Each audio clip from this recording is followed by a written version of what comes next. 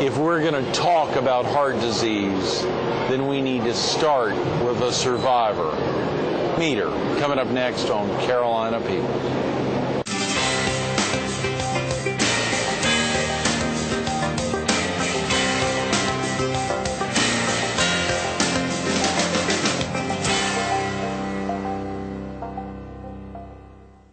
Good morning.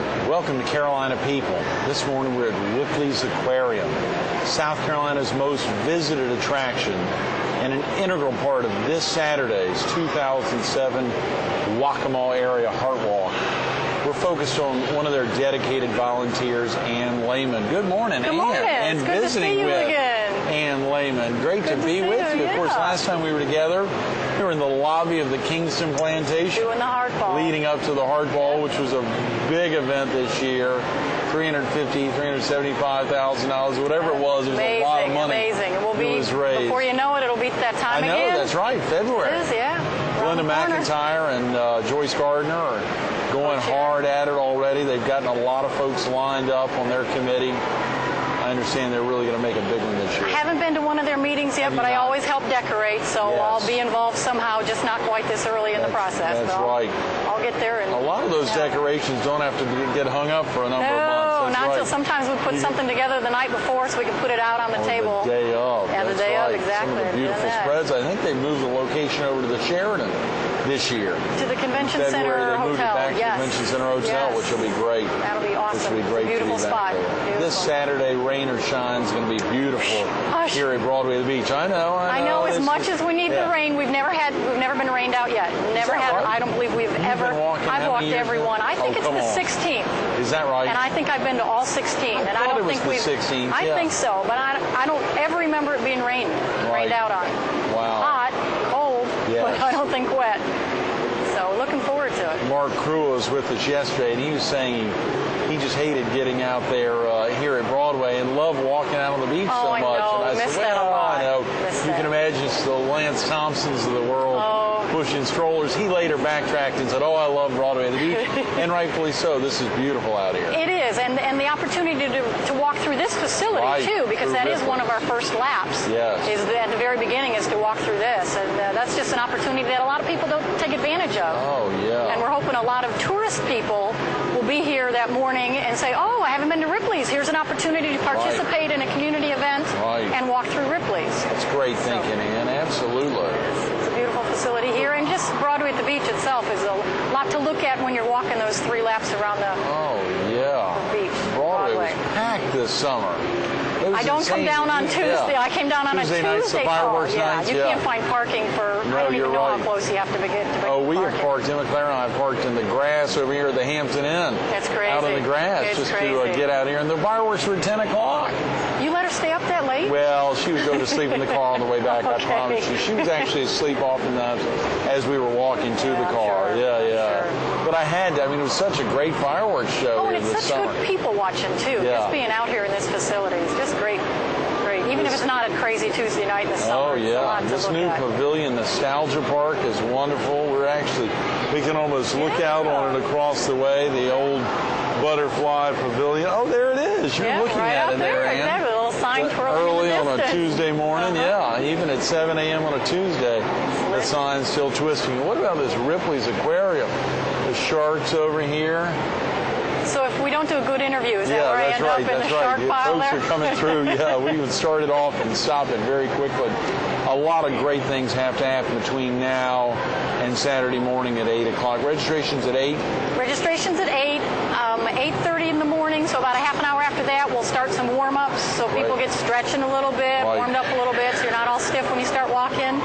I think they'll have an aerobics person who'll get us up and run. Dean Vincent, Now you speak with her later in the week, I believe. She's going to be with us on Thursday. I think she's the logistics chair. She is, so she can give you a lot of details on what's going on and the exact route and a lot of that stuff. Oh yeah, I'm sure we'll get some of that out of her. But I understand she's going to be helping on the warm-up again. I think so. She teaches at the Y. She does some aerobics on the Y. I tried to keep up with her one Saturday. I was the youngest person in the class. She had some ladies that were in their 60s and 70s. Are you kidding? It was an hour-long cardio workout. Wow. And it was part weights and then part stair stepping, and I couldn't keep up with them. Couldn't do it. No.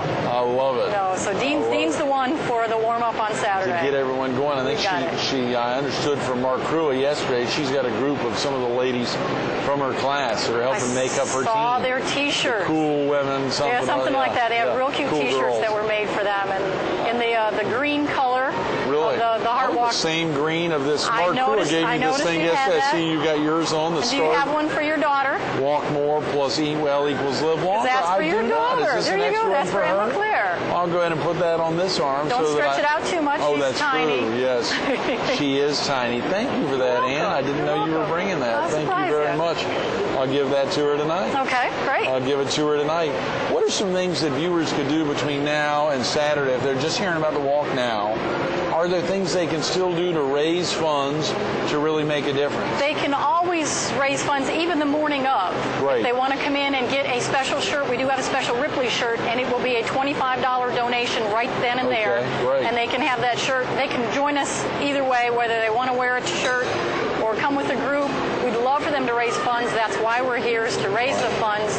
They can ask people in their neighborhood, hey, can you sponsor me for $10 or $20 or just make a donation? Or just make a donation themselves and just come that morning. You can drop it off that morning. You don't have to turn it in early or anything if you haven't participated yet.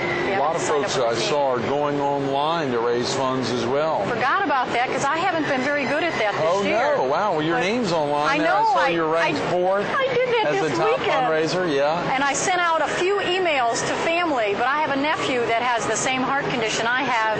So they've already had their heart walk in Indianapolis, which is where my brother and his little boy live. Right. So I didn't want to hit up the same family members a second time. So, but it's really easy. You just set up your page. You can download pictures. You can customize the letter that you send out or the front page of your website and email it, and it sends a little letter to all your friends and family just asking for a donation. They can donate actually online. It's very easy. StartWaccamawSC.org. StartWaccamawSC.org. And if you're not registered, you can log in and set up a page. It's very easy. It is very easy. That is wonderful. I saw for folks who may not know how to spell Waccamaw, they can even Google Myrtle Beach Heart Walk and it'll take them right to that page. Exactly. It's very easy. Very easy. Very easy. And of course, you're wearing a Create Hope, and you mentioned the same thing that I had when you're talking about your nephew, I believe. Share with viewers the impact that heart disease has had on your family. I am a 4-time survivor of open heart surgery. Heart surgery 4 times? 4 times. Wow. I had 3 before I was 16. So before I was a sophomore in high school is when I had my 3rd surgery. And I was born with a hole in my heart. It was called tetralogy of Fallot. And a lot of people are familiar with the term blue baby. Yeah. Well, I had a blue tint around my lips. I had blue on my fingernails. I got extremely exhausted doing something like phys ed. I hated gym class. Really? I was always the last to get picked anyway. Yeah. But I couldn't keep up with the kids because of my hole in my heart. My oxygen in the blood just didn't pick up, or the blood just didn't pick up the oxygen like it's supposed to and turn it that red color because it would skip. Was it something you knew at birth? I mean, when you came out? No, I was actually 3 years old, and my Dr. Bob, the pediatrician, noticed something wasn't quite right, and he's the one that first told my parents to look into it a little bit more, and we had a murmur, and that wasn't a real big concern. But then we ended up going to Chicago. I lived in the Indiana area at the time. Wow. Went to Chicago and had my first surgery when I was about 3 and a half. Before you could remember anything. Do you have any memories of that at all? I can remember it was a very dark hospital. It was a very dark wood room, huge wooden doors. Really? One big room. It wasn't individual rooms like it was nowadays. And I can't even remember St. Augustine's or something like that in the Chicago area. And that doesn't exist anymore. But my second surgery, I was about 7 and a half. Right. And they went in and they tried again. The first surgery was a shunt. They went around the side to shunt the blood so it got some oxygen. And then when I was about 7 and a half, they went back in to see if they could patch the hole, and they didn't have the technology. And I can remember my parents told me later that they asked the surgeon, he came out during the surgery and drew some pictures and said, this is what's going on. And they said, what do we do? He said, if it was my daughter, I'd wait and hope for technology. He said, I can't do anything right now. Wow, that's what he said? That's what he told them. Lord. So we waited, and when I was 15, going on 16, we were in Cleveland at the time, and at Case Western Reserve University, I had my corrective surgery. They put a Teflon patch over for the heart. Is that right? And that next summer I went bike ride. I bought a bike. I bought a 5-speed Schwinn bicycle, the first one I'd had. Yeah. And I went backpacking with Girl Scouts. That's amazing. That I wouldn't have been able to do. You would have never been able to do. Never been able to do. That's incredible. So technology had come a long ways just in those short years. And a lot of that is from folks have been raising funds Exactly. That's where a lot of to the fight funds heart come, disease the and grants stroke. and things. Exactly. That is tremendous. What a great story to think that 7.5 years before that surgery, that doctor told your parents you need to wait. Yeah. Golly, I wonder how many other, of course, diseases or congenital or birth defects that folks have possibly from the get-go. Do doctors say you may need to just wait this out because we don't have it right now? You wonder, even just not heart defects, but about a lot of other things that are out there. You wonder how far has technology come and how much further. Do they expect it'll go in the next 5 to 10 years? Wow, Ann. Wow. Now I have a nephew who is just turned 4 last week. Right. And he was born with the same heart defect. Is that right? Your brother's son? My brother's son, and he actually had his first surgery at 13 days old. And he's already had 3, and he's only 4 years old. But his last surgery, they put in a bovine jugular vein to replace part of his pulmonary artery because it just kept narrowed. They couldn't keep it to stay widened. Bovine, like a cow? Yeah, a cow jugular vein. They inserted that in his heart, and he's been having no trouble since that. Is that right? So hopefully that'll be his last surgery till he gets a little bigger and probably has to have something tweaked. It's amazing. Anyone else in your that's clearly immediate family. I have a sister who's 15 months younger than me. Same birth defect I had. It must have been in a little bit different location because she was corrected her first surgery in the mid-60s again. Wow. And they were able to correct her. But we're a part of a genetic study right now, my family.